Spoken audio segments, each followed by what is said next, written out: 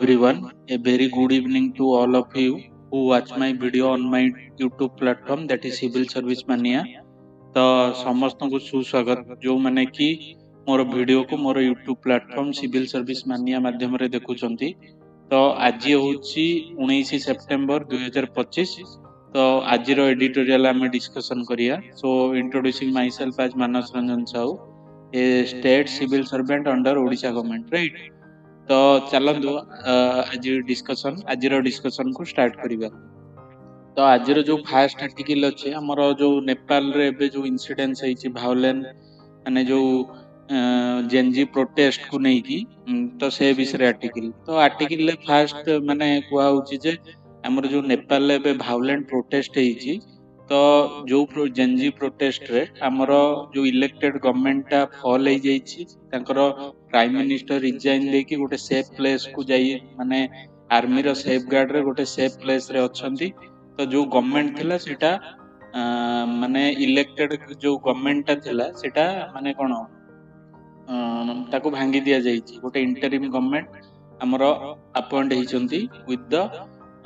Head of prime minister. हमर जो interim government रो प्राइम मिनिस्टर होचंती ताका ना सुशीला कोन गोटे सुशीला कारिकर ना कोन, राइट। तो आर्टिकल कुआ होची जो हमर माने एई प्रोटेस्ट हमर पार्लियामेंट डिजॉल्व होबा सहित हमर जो हमर जो नुआ इंटरिम गवर्नमेंट रो हेड होचंती सुशीला कार्की, से गोटे आगुरु गोटे तांको सुप्रीम कोर्ट रो गोटे जने बड़ वकील थिले। तो तांको नेतृत्व रे हमर नुआ गवर्नमेंट फॉर्मेशन करा जाईची। तो आर्टिकल कुआ होची हमर जो जेनजी प्रोटेस्ट थिला सेटा डिफरेंट लेजिटिमेट ग्रीवेंस को नहीं के हितला, जोटा हमर पुअर गवर्नेंस गोटे इशू, करप्शन गोटे इशू, तापरे इंटॉलरेंस ऑफ क्रिटिकल व्यूज माने जो नेपाल रो जो निजस्व लोक गोटे अनएम्प्लॉयमेंट क्राइसिस रो फेज करूथुल माने फेस करूथुबा टाइम रे किंतु नेता मानकर जो माने अछंती पुओ जियो से माने बाहर बहुत लग्जरियस लाइफस्टाइल एंजॉय करथिले,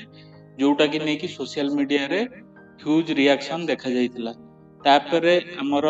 आउ गोटे इमीडिएट कॉज हला गवर्नमेंट जो सोशल मीडिया प्लेटफॉर्म को इमीडिएट बैन करिबा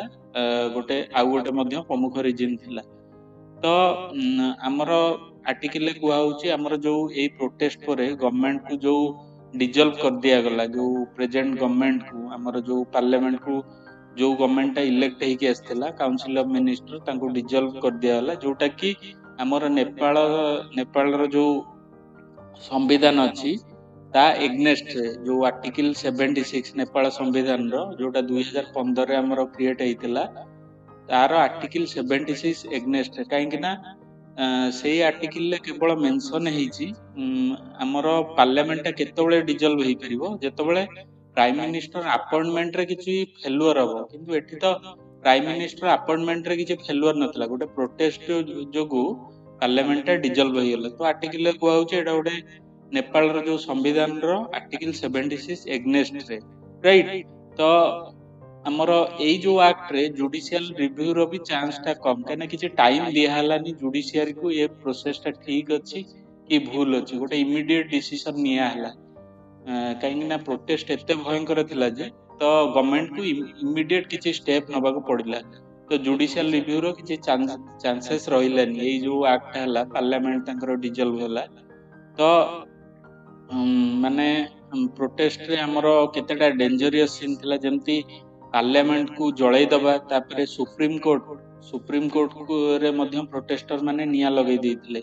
तो जो थरे हमर जो डॉक्यूमेंट थिला जुडिशियल रो सेटा मध्य नष्ट हो जाइतिला, जोटा नेपाल पई गोटे इकोनॉमिक लॉस सहित समान, राइट। तो जोथि पई नेपाल को गोटे आगु को गवर्नेंस इशू रो सम्मुखीन होबा को पड़े due to the destruction of document. तापरे राइटर कहउछन हमर जो नेपाल रो कॉन्स्टिट्यूशन ता माने लेखा माने नेपाल रो जो कॉन्स्टिट्यूशन हमर तयारी हेतिला, हमर जो गोटे तांकर लॉन्ग सिविल वार 2006 परे नेपाल रो कॉन्स्टिट्यूशन ता तयारी हेतिला। केना नेपाल रो जेतबे कॉन्स्टिट्यूशन तयारी हला सेतबे डेमोक्रेसी को अलाउ करा गला, ता पूर्वरु नेपाल रे मोनार्ची थिला। तो नेपालर संविधान जो आसिला गोटे सिविल वार परे माने जो सिविल वार रे मोनार्ची एग्नेस्ट रे ही कैंपेन हेतिला किंतु जो संविधान आस्थिला से संविधान भी माने एबे ए प्रोटेस्ट जोगु माने संविधान उपरे आ लोकंकर भी भरोसा नाही तो लोक माने भी डिमांड करछन्ती एबे मोनार्ची सिस्टम लागू हवा दरकार राइट तो राइटर कहउछन्ती हमर जो इंटरिम गवर्नमेंट अपॉइंट हला सेटा माने जो माने क्रिमिनल एक्टिविटी प्रोटेस्ट करछन्ती तांकू उचित दंड देबा दरकार आउ दंड देबा दरकार आउ जो माने एठी माने स्पेशली इन्वॉल्व अछन्ती जेनजी प्रोटेस्ट ना रे जो माने भांडालिज्म क्रिएट करछन्ती माने शॉपिंग मॉल ले निया लगैबा पार्लियामेंट रे निया लगैबा जो भांडालिज्म करछन्ती वायलेंस करछन्ती तांकू मध्य जुडिशियरी एंड गवर्नमेंट मिसी की माने गोटे लेसन दबा दरकार राइट तो आमर कहउछन्ती आमर जो जेनजी प्रोटेस्ट माने क्रिएट हला प्रोटेस्ट तो फास्ट माने नॉन वायलेंट थिला किंतु परे सेटा वायलेंस आड़ को गति कला काइना gen Z protest mainly online forum रे कैरिड आउट होतला राइट ऑनलाइन ने कोऑर्डिनेशन होतला आउ डिसीजन टेकिंग मध्य ऑनलाइन ने निया जाउतला जोटा कुआ होची गोटे इमैच्योरिटी रो सिंबल राइट आउ जेहेतु ऑनलाइन ने सब जिंस होतला तो बहुत चांसेस अछि किछि अपॉर्चुनिस्ट ग्रुप माने जहार माने एमिति भी किछि ग्रुप अछन्ती जहांकर मेन इंटेंशन थिबो पावर रे आसिया पे तो किछि ग्रुप मध्य एरा फायदा नै कि ए प्रोटेस्ट करे रे तांकर मुख्य रोल थाई पारे एना ऑनलाइन रे जेहेतु सब जिंस कोऑर्डिनेट हला तो एठी एनोनिमस माने अजणा लोक बाहर आसीबार बहुत चांसेस अछि आउ इंपर्सनेशन माने जेनजी प्रोटेस्ट को सपोर्ट करथबे किंतु तांकर मेन इंटेंशन गवर्नमेंट गिरेयार थिबो तो सेमिति भी इंसिडेंस पूरा बहुत देखा जाइछि ए जेनजी प्रोटेस्ट रे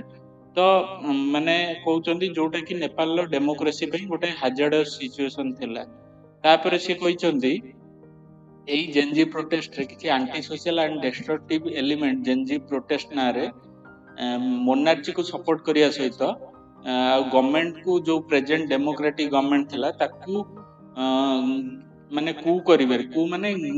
गिरेइबारे बहुत तांकर रोल अछि राइट तो आर्टिकल ले इंटरिम गवर्नमेंट को एडवाइस दिया होछि जे माने सीए नेपाल रो कॉन्स्टिट्यूशनल जो वैल्यू अछि तांको केमती भलो से इंप्लीमेंट हबो ताकू से दायित्वटा से माने भलो से निभाइबा दरकार आउ फ्री एंड फेयर ढंग रे इलेक्शन टा हबा दरकार तो जोउति पई गोटे नेपाल को जो लोक मानकर इंटरेस्ट टा सर्व हवा सहित गोटे नया नेपाल माने नुआ करी नेपाल गोटे वर्ल्ड रे गोटे किछि तार वैल्यूज को एस्टैब्लिश करि परिबो तो से दिगरे हमर जो इंटरिम गवर्नमेंट अपॉइंट हिचंती इंटरिम गवर्नमेंट रो हेड जे पीएम सुशीला कार्की सीए से दिगरे स्टेप नबा दरकार तो एतिकी थिला आर्टिकल तो let's go to the second article right second article हमर स्टबल बर्निंग ऊपर स्टबल बर्निंग आपण जानिथिबे जो धान आउ गहम चाष होला परे जो हार्वेस्ट होला परे तार किछि पार्ट रही जाइताय तो फार्मर माने तांकर इजी पई सेटा जाळी दियंती राइट तो जाळी देले कोन होबो एक रे टाइम माने इजीली ही जाय आउ से जो आशटा बाहरे जळिला परे सेटा माटी रे मिसी माटी को फर्टाइल करे किंतु आपण रिसेंट डेट रे देखथिबे स्टबल बर्निंग जो हमर पंजाब और हरियाणा रीजन ने होउची सेति पई बहुत टॉक्सिक माने पोल्यूशन क्रिएट होउची जोति पई माने सेटा दिल्ली रे माने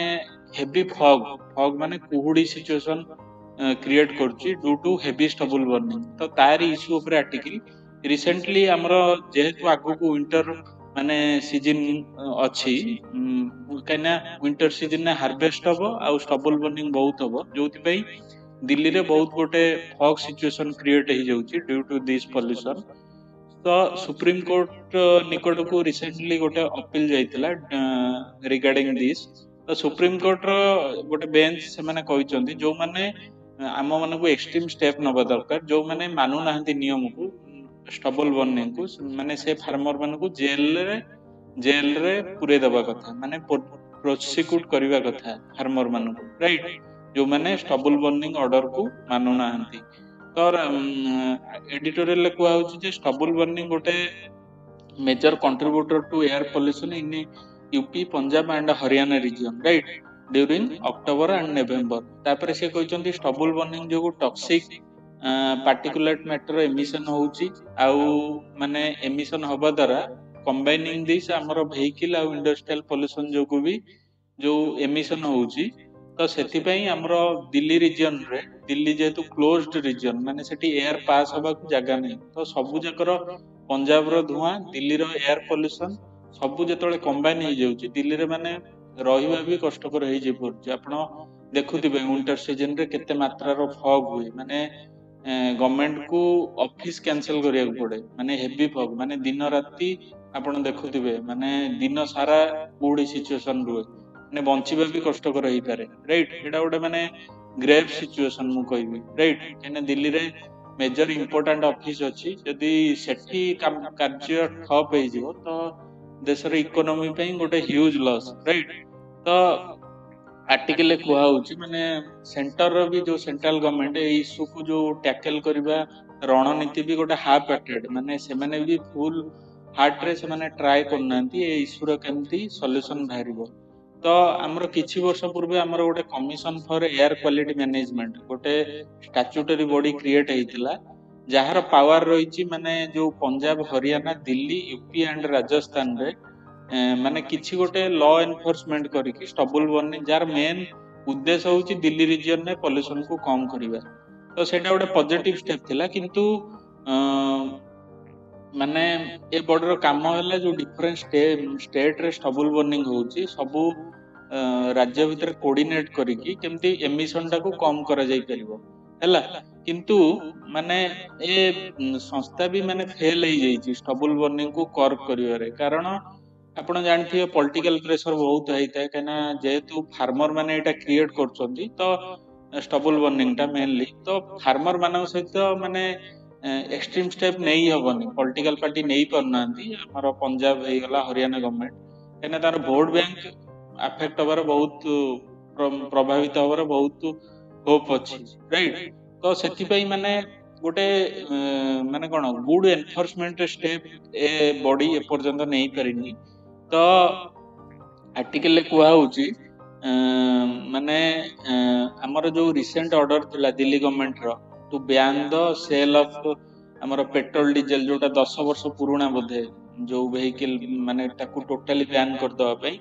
माने ह्यूज क्रिटिसिज्म रो गवर्नमेंट शिकार हले जोथि पई तांको से ऑर्डर टा पुनी रिवोक करिया पड़ला राइट तो आर्टिकल कुहा होची माने आइदर पब्लिक मानकू माने देशर माने एटमॉस्फेयर ऊपर चिंता करिकि माने निज निजर स्वार्थ को बलिदान देई परले दिल्ली रो एटमॉस्फेयर सिचुएशन टा माने बेटर होबार चांसेस अछि राइट तो तो आर्टिकल कुहा होची माने जेहेतु गोटे सॉल्यूशन बाहरी पानी आ आगु को विंटर सीजन अछि तो कोर्ट रो इंटरवेंशन बहुत जरूरी माने ए दिगरे राइट तो कोर्ट माने तार जो लॉ एनफोर्समेंट एजेंसी को डायरेक्शन दबा कथा कि से माने इफेक्टिव इंप्लीमेंटेशन ग्राउंड रे करंतु तो जोथि पई हमर स्टबल बर्निंग जो प्रॉब्लम अछि सेटा आगु केमती कमिबो कैना नहले आपण जानछनी माने प्रॉब्लम बहुत सांघातिक होबार चांसेस अछि कैना ऑलरेडी पास्ट एक्सपीरियंस रु दिल्ली वाले ऑलरेडी जानि जाइछन कोन कोन प्रॉब्लम क्रिएट होबो तो माने कहउचंती आर्टिकल कुहा होची माने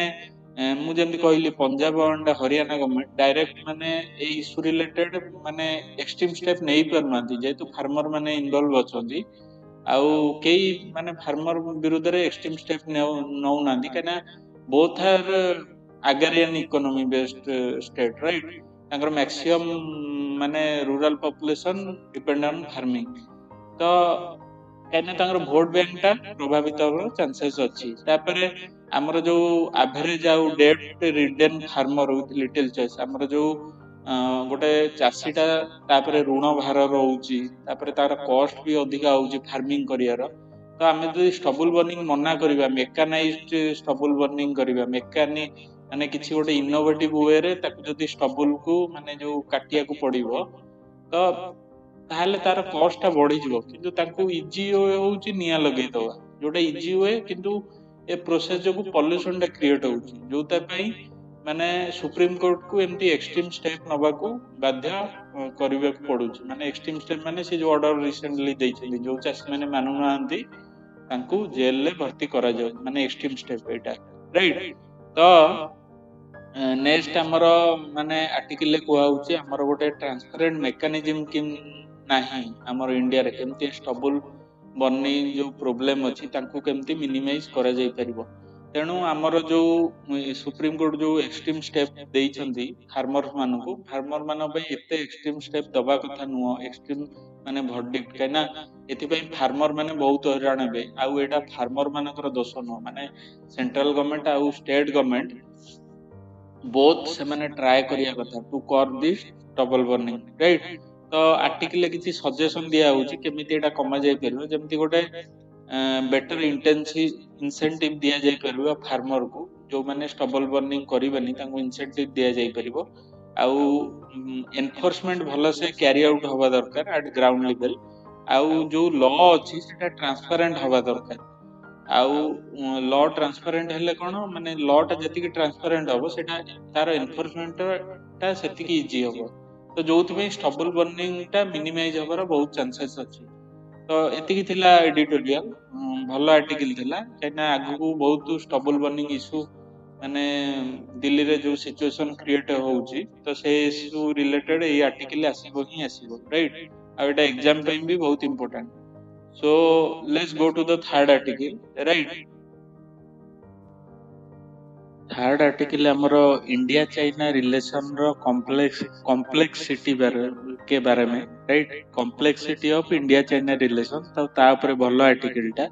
एक्चुअली ए आर्टिकल टा को दी तीनटा राइटर लिखिसंती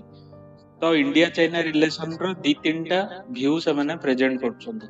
तो आर्टिकल फर्स्ट को होची जे हमरो जो रिसेंटली हमरो मोदी जी जाइथिले Shanghai cooperation organisation SCO summit को तो सेटा गोटे माने माने गोटे गुड विजिट थिला to depend the ties between the two improve the ties between the India and China right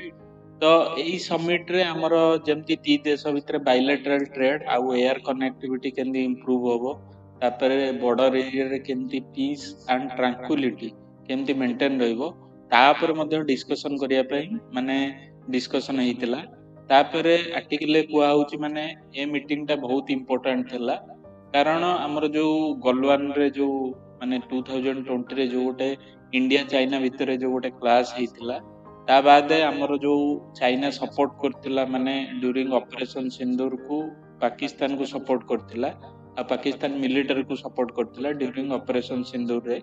तो एई कॉन्टेक्स्ट रे इंडिया चाइना रो जो a bilateral meeting during the Asia summit सेटा दी देश रो रिलेशन पई बहुत इंपोर्टेंट तो आर्टिकल कुआ होची दी जण जाक डेवलपमेंट पार्टनर एंड से माने दी जण शत्रु नहंती नॉट रिवल्स एंड तांको भितर जो डिफरेंस अछि सेटा डिस्प्यूट रे परिणत होबा दरकार नै तो दीटा जाक देश ट्राई करिया कथा केमती बायलैटरल कोऑपरेशन इंक्रीज होबो आउ दी जण जाक गोटे माने डिफरेंट एग्जांपल सेट करिवे इन मैटर्स ऑफ गुड नेबरर्स राइट तापरे आर्टिकल माने प्रेजेंट करा जाउची माने different view of India China relation article first को आउची जे हमरो जने राइटर माने तांको व्यूटा दउचंती हमरो जेतळे प्राइम मिनिस्टर राजीव गांधी थिले से चाइना को विजिट करथिले ड्यूरिंग 1988 तो एई जो से चाइना को विजिट करथिले एई विजिट रे मेन इशू जोटा थिला डिस्कशन हेतिला to resolve the border issue right border issue and maintain the peace and tranquility along the line of actual control right तो इंडिया सेतबेले चाहुतला बॉर्डर इशू टाको रिजॉल्व करिया पे किंतु चाइना से टाइम रे माने बॉर्डर इशू टाको सॉल्व करिया पे इच्छुक नथिला रिलुक्टेंट रहउतला तापरे 1990 रे हमरो बोथ कंट्री माने राजी हेतिले to maintain the peace and tranquillity को बजाय रखिया पे तापरे हमरो जो 2020 रे जेंदी मु कहिली माने जो गलवान इंसिडेंट हैला सेथिरे गोटे चाइना रो एग्रेसिव रूप देखिया को मिलिथिला ड्यूरिंग दैट इंसिडेंट राइट तापरे हमरो जो लास्ट 5 वर्ष होबो डिप्लोमेटिक आ मिलिटरी अरेंजमेंट माध्यम रे बोथ कंट्रीज ट्राई करछंती ମାନେ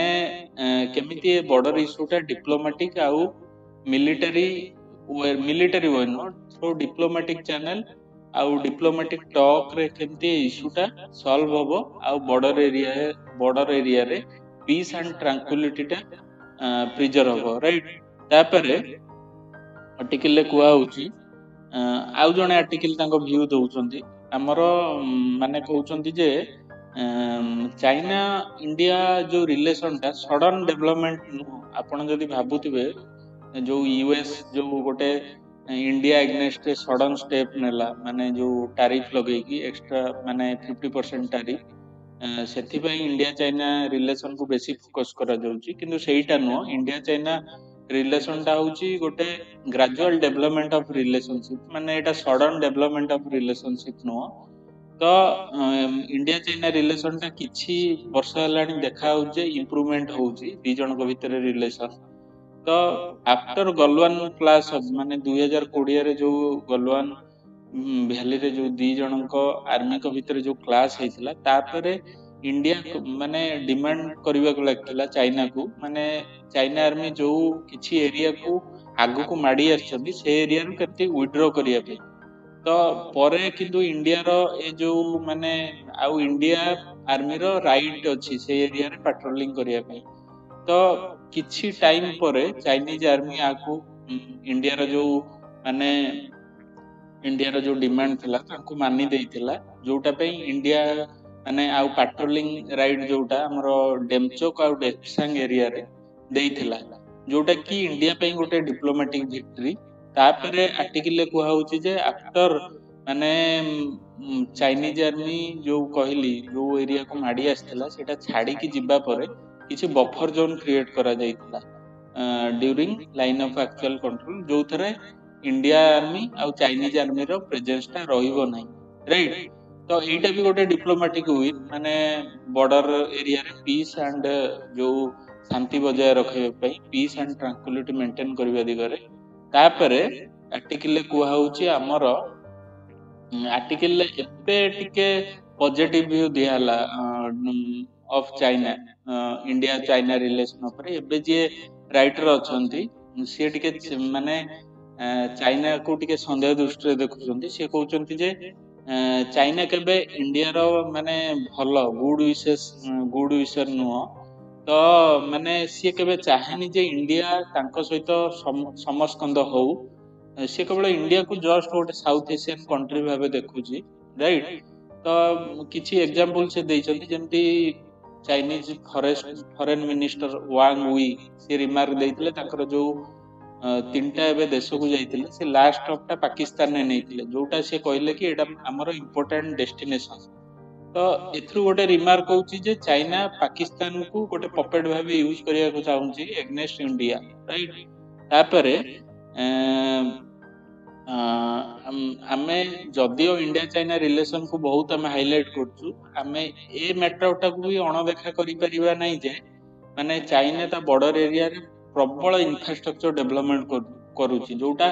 ଇଣ୍ଡିଆର ସିକ୍ୟୁରିଟି ପାଇଁ ଗୋଟେ ବଡ ଥ୍ରେଟ, ରାଇଟ୍। ତାପରେ ଆଉ ଚାଇନାର ମଧ୍ୟ ମାନେ କିଛି ସେମିତି ମାନେ ବ୍ରଡର ଇଣ୍ଟେନସନ ନାହିଁ ଟୁ ରିଜଲ୍ଭ ଦ ବର୍ଡର ଇସ୍ୟୁ। ଆମର ଯୋଉ ଇଣ୍ଡିଆ ଚାଇନା ବର୍ଡର ଇସ୍ୟୁକୁ ସଲ୍ଭ କରିବା ପାଇଁ ତାର ଭଲ ଇଣ୍ଟେନସନ କିଛି ନାହିଁ, ମାନେ ଗୋଟେ ହାଫ୍ ହାର୍ଟେଡଲି ଫୁଲ ହାର୍ଟେଡଲି ଇଣ୍ଟେନସନ ନାହିଁ, ରାଇଟ୍। ତ ଆମର ଯୋଉ ଚାଇନିଜ ମାନେ ମେନ୍ ଇଣ୍ଡିଆ ଆଉ ଚାଇନା ଭିତରେ ଯୋଉ କମ୍ପିଟିସନ ଅଛି, ମାନେ ଇନ ଟର୍ମସ ଅଫ ମାନୁଫ୍ୟାକ୍ଚରିଂ, ଆମେ ଜାଣିଛେ ଚାଇନା ହଉଛି ୱାର୍ଲଡର ମାନୁଫ୍ୟାକ୍ଚରିଂ ହବ୍। ମେଜର ଜିନିଷ ମାନୁଫ୍ୟାକ୍ଚରିଂ ଚାଇନାରେ ହୁଏ, ମାନେ ବେଟର ଇନଫ୍ରାଷ୍ଟ୍ରକ୍ଚର ଅଛି। ତ ଯେତେବେଳେ କୋଭିଡ-19 ହେଇଥିଲା, ତ ସେତେବେଳେ ଚାଇନା ଆଉ ୟୁଏସ୍ ଭିତରେ ଟ୍ରେଡ ୱାର ଷ୍ଟାର୍ଟ ହେଇଯାଇଥିଲା। ତ ସେତେବେଳେ ଚାଇନାକୁ ଡର ଲାଗିଥିଲା ଇଣ୍ଡିଆ କାଳେ ୟୁଏସଏ ସହିତ ହାତ ମିଳେଇକି ଯୋଉ ମ୍ୟାନୁଫ୍ୟାକ୍ଚରିଂ ଇକୋସିଷ୍ଟମ ଅଛି ସେଟା ଇଣ୍ଡିଆରେ ଡେଭଲପ କରିଦବ କି। ଯଦି ଡେଭଲପ କରିଦବ ତ ଚାଇନାକୁ ଡର ଲାଗୁଥିଲା ଏଇନେ ଯୋଉ ମାନେ ଚାଇନାର ଯୋଉ ଗୋଟେ ପ୍ଲସ ପଏଣ୍ଟ ଅଛି ମ୍ୟାନୁଫ୍ୟାକ୍ଚରିଂ କାପାସିଟି, ସେଟା ଇଣ୍ଡିଆ ଆଡକୁ ସିଫ୍ଟ ହେଇଯିବ। ତ ସେଇଟା ଗୋଟେ ମାନେ ମାନେ ଚାଇନାକୁ ସନ୍ଦେହ ଦୃଷ୍ଟିରେ ରାଇଟର ଦେଖୁଛନ୍ତି, ମାନେ ଚାଇନାର ଇଣ୍ଟେନସନ କିଛି ଠିକ ନାହିଁ। ତାପରେ ସେ କହିଛନ୍ତି ଆପଣ ମାନେ ଦେଖୁଥିବେ ଚାଇନାରେ ସବୁବେଳେ ଡିସ୍କସନ ହଉଛି ଇଣ୍ଡିଆର ଇକୋନୋମିକ ଗ୍ରୋଥ आउ इंडिया रो जो डेमोग्राफिक डिविडेंड रो पॉजिटिवनेस अछि कारण चाइना रे आपण देखते बर्थ रेट बहुत लो हो जाईची तापरे चाइना रो मैक्सिमम जनता बुढ़ा ही चलछनी माने आम पाखरे जोड़ा पॉजिटिवनेस अछि डेमोग्राफिक डिविडेंड केना आम देश रे यंगर पॉपुलेशन को परसेंटेज बहुत अधिक अछि तो आपण देखथिबे माने चाइना रो जो माने चाइना रो जो इंडस्ट्री डिपार्टमेंट सीए केबे माने चाइना को चाइनीज कंपनी को परमिशन दौ ना इन्वेस्ट इन इंडिया माने इंडिया रे पूरा मैन्युफैक्चरिंग बेस एस्टैब्लिश करिया पे राइट तापरे China government various export control law आणुची जेंती क्रिटिकल टेक्नोलॉजी इंडिया भली देश को सप्लाई न हो केना तांकर स्ट्रैटेजिक इंटरेस्ट प्रभावित हो चाइना राइट तो माने चाइना रो आपण जे स्ट्रैटेजी देखिबे से इंडिया को चाहुनी तांको परि डेवलप होवा पे राइट तो नेक्स्ट आर्टिकल को होउची माने माने चाइना रो जो मैन्युफैक्चरिंग कैपेसिटी ऊपर पूरा वर्ल्ड डिपेंडेंट अछि चाइना चाहुनी जे इंडिया सेही भली भाबे इकोसिस्टम गोटे डेवलप करू जोथि पई जो एबे मैन्युफैक्चरिंग कैपेसिटी जोगु चाइना पर वर्ल्ड डिपेंडेंट तो सेटा जदी इंडिया को शिफ्ट हे जिवो मैन्युफैक्चरिंग इकोसिस्टम तो तार जो बेनिफिट अछि माने चाइना पाई परिबनी केना चाइना तो सेही थरे ही बार्गेनिंग करूची ना हमें स्ट्रैटेजिक एलिमेंट आमे रोकी दबु आमे से देश को दबुनी तो बाध्य कि डील मेकिंग रे तांको इजी होउची तो सी चाहूची से जो बेनिफिट ता इंडिया पाखो को न शिफ्ट हो राइट तापरे आपण जानिथिबे एबे जो ईवी रिवोल्यूशन आछि आउ एआई रिवोल्यूशन आछि सेथरे प्राय क्रिटिकल मिनरल रो दरकार होउची जोटार 50 ରୁ 60% सप्लाई होउची जो मिनरल रो होउची रेयर अर्थ मिनरल रो सप्लाई होउची चाइना तो चाइना पाखरे गोटे बड़ प्लस पॉइंट अछि माने वर्ल्ड रे जदी ता सहित माने किछि डील करिवो माने बार्गेन करिया पे जोटा इंडिया पाखरे नै तेणु चाइना रो जो एक्शन गुरा को हमें संदेह दृष्टि नबा कथा माने एमिति नबा कथा न जे चाइना हमर सबले भलो चाहूची चाइना बॉर्डर रे पीस मेंटेन करिया को चाहूची केना आपण जदी चाइना रो माने एक्टिविटी देखिबे विथ रिगार्ड टू इंडिया किछि मात्रा रे इंडिया रो कोऑपरेशन माने चाहूची किंतु किछि मात्रा रे से माने मध्य सेति की स्ट्रैटेजिक माने माने कोन स्ट्रैटेजिक से माने एनफ कि से माने सेही एरिया रे इंडिया को ग्रो करिबा को दबा पे चाहू ना केना तांकु भी डर अछि जदी इंडिया एई एरिया रे ग्रो ही गला तो चाइना रो वैल्यूटा वर्ल्ड रे कमी जिवो राइट रिसेंटली कहीं एटा सत कथा आपण देखिथिबे एबे जतबेले डोनाल्ड ट्रम्प चाइना पर एटलीस्ट 100% टैरिफ लगेले चाइना भी माने फ्रीडमली यूएसए पर 100% टैरिफ लगेई देला काइना तांको पाखरे जो चाइना को जणा अछि आमे जदी जो रेयर अर्थ मिनरल सप्लाईटा बंद करदबु तांकर इंडस्ट्रीटा ग्रो करि परिबनी राइट तो सेथि पई से माने गोटे ट्रेड डील हेले भल से बार्गेनिंग करूछंती राइट तो सेटा तांको पई प्लस पॉइंट तो इंडिया एथि प्रति ध्यान देबा दरकार चाइनीज एक्टिविटी ऊपर तो भल आर्टिकल थिला different context of India China relation so let's go to the last and fourth article right fourth article next article होच fourth article and last article which is about the sustainable development goal right आपण जानथिबे हमर जो United nation अछि तार sustainable development गोल किछि अछि 17टा गोल अछि 17टा गोल रे हमर 169 टा टारगेट अछि जोटा कि माने यूएन गोटे 2030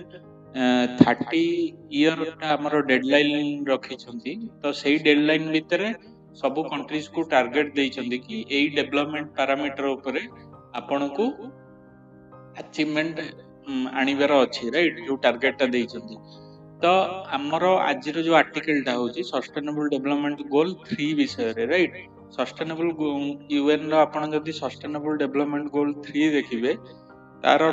गोल टा होची wellbeing good health and wellbeing of an individual right तो हेल्थ ऊपर सस्टेनेबल डेवलपमेंट गोल जो 3 राइट तो आर्टिकल ले फास्ट कुआ जाउची हमर जो इंडिया रा पोजीशन टा हमर जो सस्टेनेबल डेवलपमेंट गोल इंडेक्स अछि तादरे इंप्रूव होईची काना जो 2024 एडिशन ने इंडिया रो रैंक थिला 109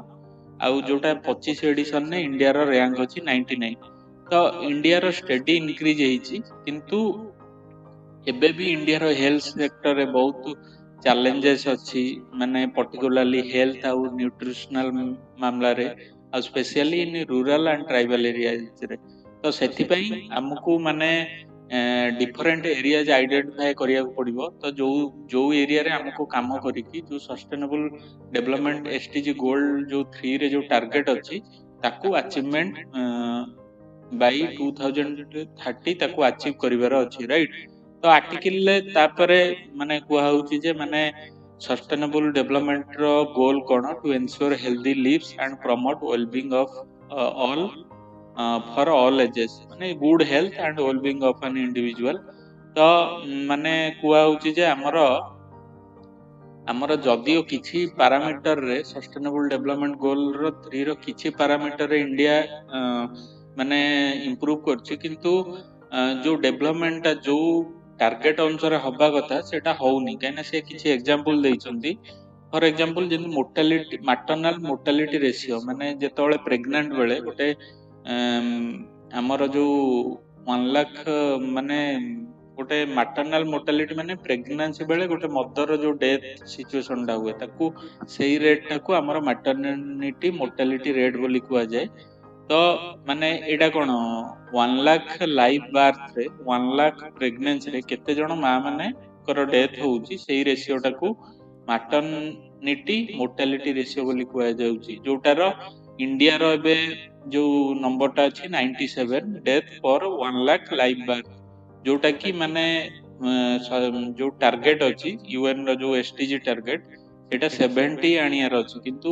एबे भी 90 जण 97 टा डेथ रिपोर्ट होउची for 1 lakh live birth right. तापरे अंडर 5 मोर्टालिटी रेट माने जो छुआ माने जन्म होउचंती धर 1000 टा जदी लाइव बर्थ होउची तारे अंडर 5 मोर्टालिटी केते 5 वर्ष होबा पूर्वरु से चाइल्ड मानकर डेथ केते सेटा होउची अंडर 5 मोर्टालिटी रेट से तार माने नंबर टा रहउची 32 डेथ जोटा कि यूएन रो जो एसडीजी टारगेट अछि 25। तो इंडिया एई क्षेत्र रे टिके पुअर अछि एई फील्ड रे। तापरे आर्टिकल कहउची डेवलप्ड कंट्री रे एई जो नंबर टा होउची 2 to 6 डेथ माने सिंगल डिजिट डेथ होउची किंतु इंडिया रे सेटा डबल डिजिट डेथ होउची जोटा गोटे कंसर्निंग विषय। तापरे आर्टिकल कहउची life expectancy is only 70 years right किंतु यूएन रो टारगेट अछि life expectancy of individual should be 73 years. तो एबे भी हम इंडिया रे लाइफ एक्सपेक्टेंसी टा कमी जाईची जोटा 70 इयर्स को पळे जाईची। तापरे out of pocket health expenditure माने इंश्योरेंस को छाड़ देले माने आउट ऑफ पॉकेट माने तम पॉकेट रु केते खर्च होउची जदी आपनकर इंश्योरेंस अछि ताले इंश्योरेंस खर्च रे तो मेडिकल सुविधा पाई परिबे किंतु ता बाद इंश्योरेंस को छाड़ी कि आपन पॉकेट रु जति कि खर्च होउची ताको out of pocket health expenditure कुआ जाय। तो तार रेशियो टा हमर इंडिया रे अछि 13% जोटा कि हमर यूएन रो टारगेट रहिछि 7.8% रहिया दरकार। तापरे इम्यूनाइजेशन कवरेज माने जो वैक्सीन दिया जाय छोटो पिला को माने रोगरु माने जो कम्युनिकेबल डिजीज रु माने मुक्ति पई। तो तार रेट टा इंडिया रो रहिछि 93% किंतु यूएन रो टारगेट अछि 100%। तो राइटर किछि कहउचंदी माने किछि कारण अछि जोथि पई ए जो टारगेट उरा अचीव होउनी। फर्स्ट होउची हमरो क्वालिटी हेल्थ केयर फैसिलिटी हमरो अवेलेबल होउनी इंडिया रे ड्यू टू पुअर इंफ्रास्ट्रक्चर। तापर होउची इकोनॉमिक फैक्टर माने गोटे लोकर इनकम एतिकी नै जे से गोटे क्वालिटी हेल्थ केयर को प्राइवेट हेल्थ केयर फैसिलिटी को अफोर्ड करि परिबो। थर्ड होउची poor nutrition and hygiene and sanitation facility. आपण जानथिबे न्यूट्रिशन जदी लो रहिला माने न्यूट्रिशनल रिच जदी आपण खाद्य खाउ नांती आ हाइजीन आ सैनिटेशन फैसिलिटी नै ताले आपणकर रोग प्रतिरोधक शक्तिटा कमी जिवो तो सेथि पई भी रोग होउची। फोर्थ होउची लाइफस्टाइल चॉइस माने आपण देखथिबे एबे जो बिग रिटेल चेन माने आछन मैकडॉनल्ड पिज्जा हट जो माने फास्ट फूड कल्चर टा तो एथि पई भी माने डायबिटीज ब्लड प्रेशर बढ़ियार बहुत चांसेस अछि। आ लास्ट होउची cultural practices and stigma around physical and mental health माने गोटे माने हम देखिबे इंडिया रे गोटे एमिति कल्चर अछि हेल्थ ऊपर लेस ଆମର ଫୋକସ୍ ଦିଅନ୍ତି, ମାନେ ଟେଷ୍ଟ ଉପରେ ସବୁ ଚାଲେ। ସେ ଖାଇବା ଯେତେ ବି ଅନହେଲ୍ଦି ହଉଥାଉ, ମାନେ ଆପଣ ଅଷ୍ଟ୍ରେଲିଆ କିମ୍ବା ୟୁରୋପିଆନ କଣ୍ଟ୍ରିକୁ ଯିବେ, ସେମାନେ ଖାଇବା ଉପରେ ବହୁତ ହେଲ୍ଦି ଲାଇଫଷ୍ଟାଇଲ ମେଣ୍ଟେନ କରନ୍ତି। କିନ୍ତୁ ଇଣ୍ଡିଆରେ ସେ କଲଚରଟା ନାହିଁ, ଯୋଉଟା ଗୋଟେ ମେନ୍ ରିଜିନ୍ ହଉଛି ଆମର ଯୋଉ ଡିଜିଜ, ମାନେ ଯୋଉ ନନ୍ କମ୍ୟୁନିକେବଲ ଡିଜିଜ, ଆପଣ ଯେମିତି ହାର୍ଟ ଆଟାକ୍, ଷ୍ଟ୍ରୋକ ବଢିବାର। ତ ଆମର ସେ କିଛି ଆପ୍ରୋଚ ଦଉଛନ୍ତି ରାଇଟର, ମାନେ 3 ଷ୍ଟ୍ରାଟେଜି କଣ କଲେ ମାନେ